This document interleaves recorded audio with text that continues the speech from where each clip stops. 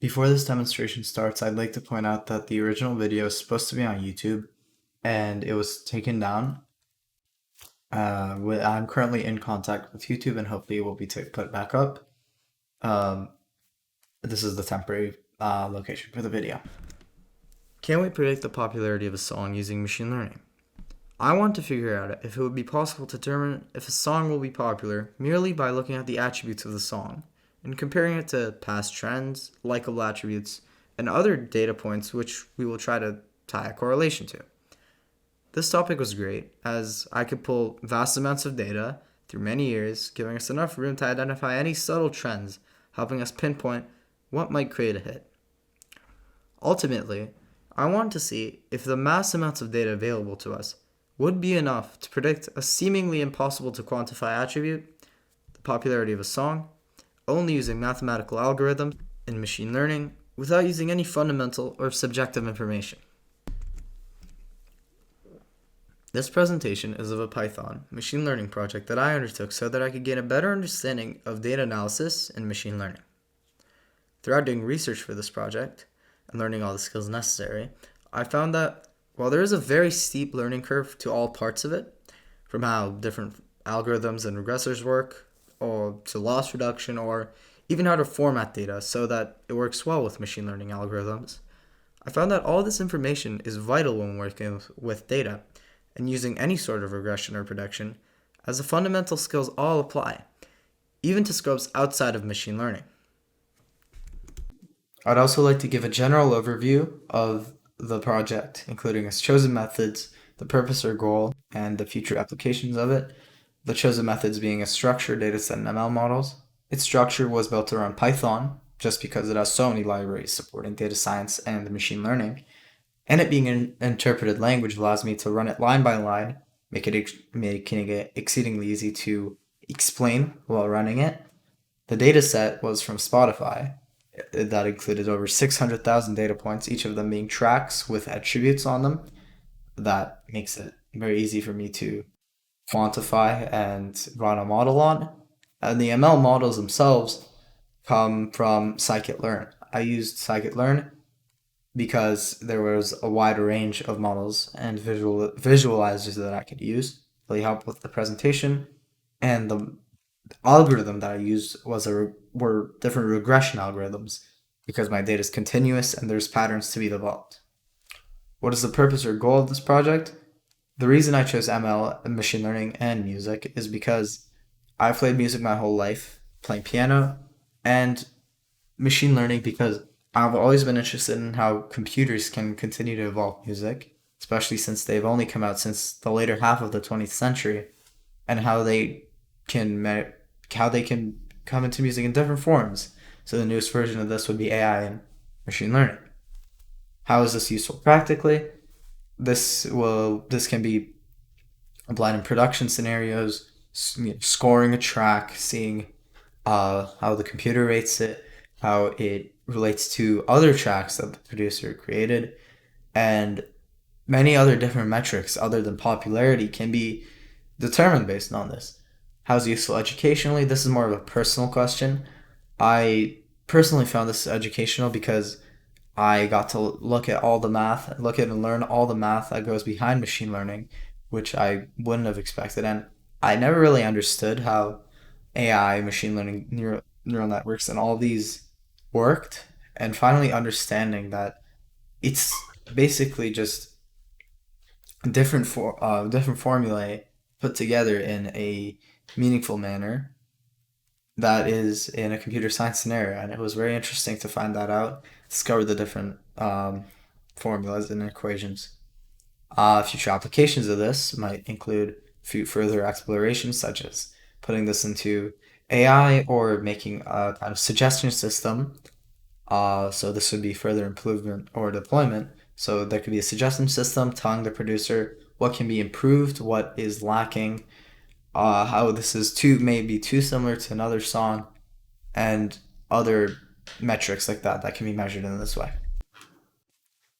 Here's the code itself. It's written in Python and presented in Jupyter Notebook to make it easier to understand. The imported libraries are what I discussed in the introduction part. with data science libraries, machine learning libraries, and some modeling libraries just to make it easier to understand what my conclusions were. I import the data set of 160,000 tracks, and we can start visualizing and learning about the data. We can do some very preliminary and simple checks just to understand what we need to check for. We can see that there's over 170,000 rows and 19 columns in the data. This might mean that the data might be incomplete simply due to the sheer size of it. So we will continue to look at that. df head. So this just prints out the head at the very top, and we can see that it is sorted based on year. And the very start is 1921, and these are the different features that it gives us: valence, year, acousticness, artist, danceability, duration, energy, explicitness, etc. Then we can get it to describe the data. This is a very simple and very useful information that we can get immediately on the data that we can't get on just simply looking at the raw data. So this is the count, the mean, the standard deviation, minimum, and the quadrants of data, as well as the maximum. The count is very important to see if there's any missing data, which we will also be looking at here. The mean is very important for cross-referencing any findings that we might come across later. And standard deviation and quadrants, that's to find if there are any anomalies in the data. All of these are very important for that, as well as the minimum and maximum. df.info tells us that there are no null values and that our data is in the form of floats and integers. And artists are objects, and other word values or string values are in the form of objects. We will then be dropping the object values, not because they're always dropped. There's also something called one-key encoding, where we can take, for example, certain artist names and attribute them number values to implement them or quantify them to put them into the machine learning algorithm. Although that's not what we were trying to do because the data is so massive, that wouldn't be very effective. One-hot encoding certain artists will not make any difference in a sea of over almost 200,000 songs. We can then start looking for obvious trends. For example, let's sort it by newest to oldest. So this is just reversing it and only looking at the features that we're interested in. So this includes the year, popularity, release date, and name. Now, immediately we can see a correlation between year and popularity. We can't be sure what it is yet, but we know that the number one top popular songs, well, this is sorted by popularity, sorry. The number one top popular songs are all from 2020, with some from 2019. And the ones from 2019 being from December. This can be an indication that there's a bias in the data set, and there is, and we will further investigate this. This is why this is such an important part of the process, is because if this wasn't seen and this wasn't determined, we would never be able to know, and we would just have a faulty analysis rather than just faulty data. We can then look, what's the most popular songs in 1921 then? We see the max popularity 6, although this might not be because there's a bias, but simply because songs from 1921 weren't as popular as ones in 2020. So I subjectively came up with a solution to this, looking at the most popular songs from 1950 to 2000. So if songs, the most popular were 1999, 1988, 1997, and descending like that, we could know that there is a weight added to newer songs. But as we can see in this representation, the number one song is almost dead center between 1950 and 2000, with there being a generally equal amount of spreading out. Most of the songs are from the 90s, but that's simply because they were more popular, but a lot of them are old as well.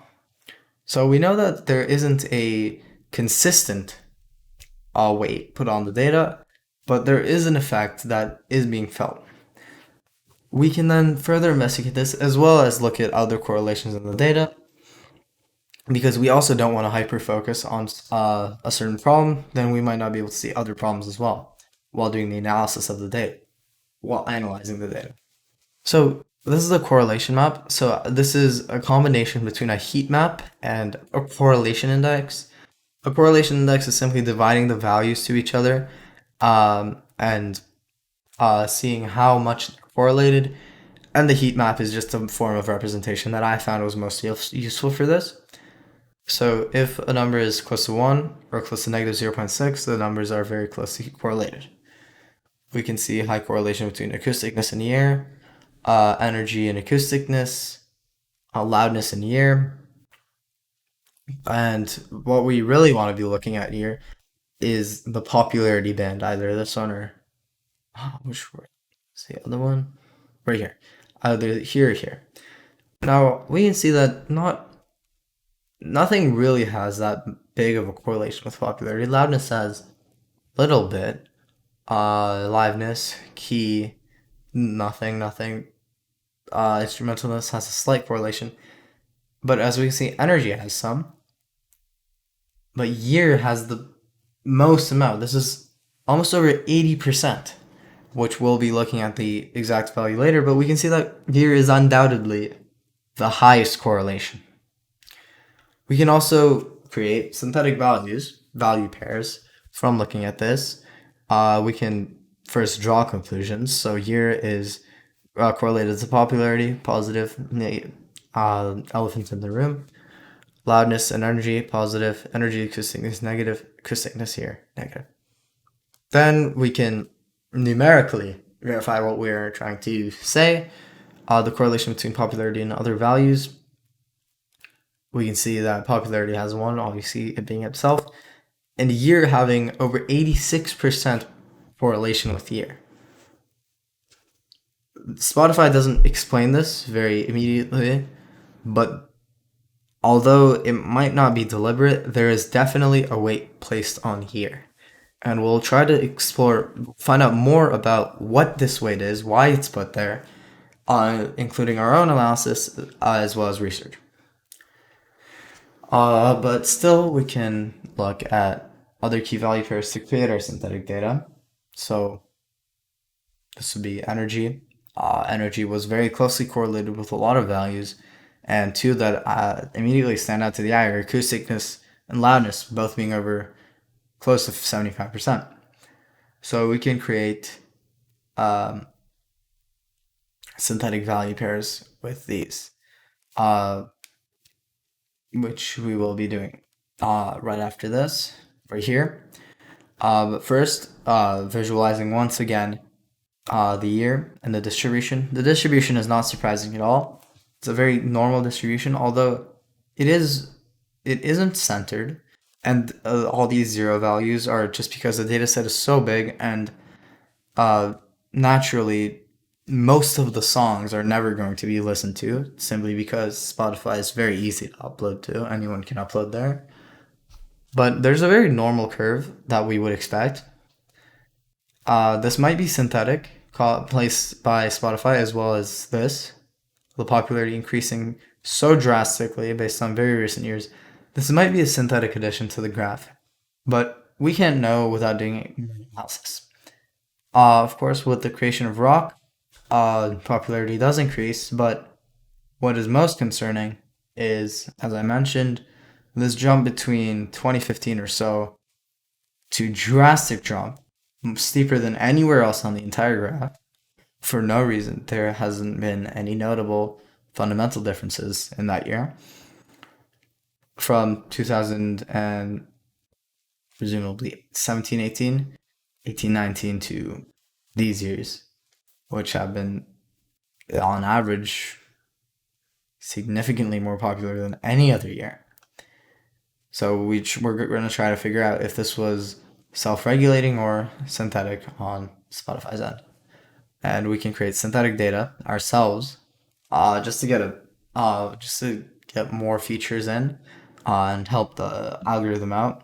So if we multiply energy and loudness and acoustic and energy together, we get loud energy, acoustic energy. These are arbitrary names, but these can be added to the list. Then we can get into the actual testing part. So in our machine learning part, firstly, I'd like to see how a machine learning model would evaluate these features. So we can use random forest regressors. So this is just a decision tree with multiple different instances. We can see how this evaluates years significance, and this is very close to 100%, if not 100%, correlated to, not correlated, but of a relative importance to popularity. This is because the relative importance compounds with as the correlation is very high. So this is completely throwing off any analysis that we might try to do. So regardless, we will do regular analysis on it just so we can compare certain different findings around here. So logistic regression, I choose to use logistic regression because of the shape of this graph. This proved to be very inaccurate. Over 31% of mean squared error, 31 points of mean squared error, meaning that we were off about 1/3 of the entire range of the data set.